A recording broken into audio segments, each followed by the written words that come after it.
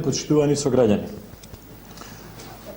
Најпрво, како пратеник во Собранието на Република Македонија избран од Велес, сакам да изразам задоволство од спроведените локални избори кои беа одржани во фер и демократски амбиент.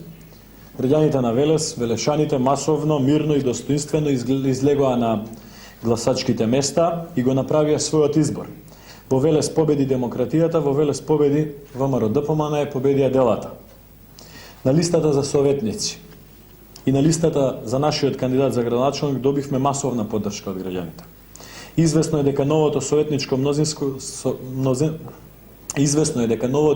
советничко мнозинство е од редовите на ВМРО-ДПМН.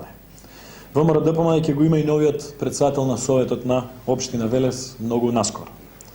Последните 4 години токму ова советничко мнозинство ќе спроведува програмата за напредок на Велес. Ова советничко мнозинство ќе носи одлуки за програмите и за проектите врз база на програмата на ВМРО-ДПМН. Тие советници добија мандат да се залагаат за програмата со која настапија на овие избори, а тоа е програмата на ВМРО-ДПМН. Но почитувани сограѓани, во исто време изразуваме голема разочараност од ниското ниво на политичка кампања и комуникација со која настапи СДСМ на овие избори. Се соочивме со политички противник полн со негативна енергија, полн со изрази на навреди и омаловажувања кон сите, со изрази на манипулација и лаги, без дела, кои ширеше само негативност. Таквиот начин на политичко дејствување прикажан од Социјалдемократскиот сојуз не изненадува. Очигледна е нервозата во нивните редови, предизвикана од одличните резултати кои ги освои ВМРО-ДПМН. И на советничката листа, и за нашиот кандидат за градоначалник. И од тоа дека самите во СДСМ се свесни дека во вториот круг ќе ги загубат изборите за градоначалник. И тоа ги иритира, ги прави нервозни. Во ситуација на безидејност почнаа да навредуваат, да омаловажуваат, да манипулираат. Слушаме, сношти почнали физички да се пресметуваат помеѓу себе. Вчерашната пресконференција на господинот Аце Коцевски беше уште еден паничен и нервозен обид за барање на оправдување од слабите резултати и од поразот кој го очекува. Сите сме сведоци дека токму Коцевски најавуваше победа без никаква дилема уште во првиот круг. А наместо тоа доби сосема мала разлика, многу помала од онаа пред 4 години од првиот круг на изборите. Слушам дека повторно се фали со награди од разни невладини организации. Јас лично да го потсетам Коцевски дека Велес само во неговата канцеларија и само во неговите мисли може би бил најдобра општина.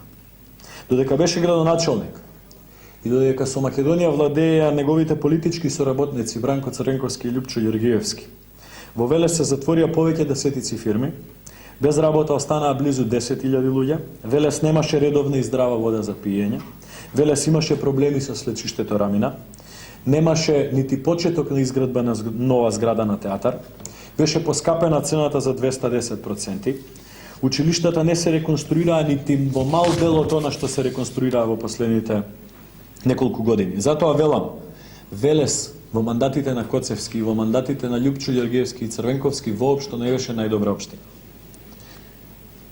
Таа можеби беше добра за градоначалникот, но не беше добра за граѓаните. Овде на локално ниво, тој, Аце Коцевски, е сам, без ниту еден соработник или човек со искуство зад себе и единствено со поддршката од Љупчо Ѓоргиевски и Бранко Црвенковски. Нема тим, нема совет зад себе, нема мнозинство во советот и нема добра соработка со владата на Република Македонија, за која од овде, од Велес, и Црвенковски, и Ѓоргиевски, најавија дека општините кои ќе ги освојат нема да соработуваат со владата, туку ги користат како бастиони на СДСМ од кои ќе се руши владата. Коцевски без соработка со квалитетни луѓе, Коцевски без соработка со советот, Коцевски без соработка со владата, ќе има само уште еден промашен мандат за нашиот град. Затоа како одговорен човек, како пратеник од овој град, како пратеник кој што се грижи за својот град, јасно велам, на Велес му треба градоначалник како господинот Чадиев, градоначалник кој ќе ја има поддршката од Советот на општината, од големиот тим на видни велешани, глумци, уметници, бизнисмени, архитекти, градежници, доктори, луѓе кои што јавно застанаа зад неговата кандидатура на овие избори. На Велес му треба градоначалник кој што ќе има поддршката од пратениците, но и поддршката од владата на Република Македонија. На Велес не му треба Коцевски, затоа што тој нема ниту мнозинство во Советот, заради тоа што нема тим, затоа што додека беше градоначалник не се занимаваше со суштински проблеми. Со легализација на дивоградби, не се занимаваше со подобрување на доставата на вода во нашиот град и со ред други суштински потреби на Велес. Туку се занимаваше со десетина префарбани фасади, 2 фонтани и 1 ликовен салон во цели 9 години. Како ќе наближува времето до вториот круг од локалните избори, очекуваме ваквите инциденти и тензии во СДСМ да се зголемуваат. На 7 април тие ќе се соочат со волјата на граѓаните. Велешаните повторно ќе ја казнат погубната политика на Бранко Црвенковски и Љупчо Ѓоргиевски и нивниот кандидат во Велес. Велешаните на овие избори за последен пат ќе им кажат не на Љупчо Ѓоргиевски и на Бранко Црвенковски. Нивното време е во минатото. Ви благодарам.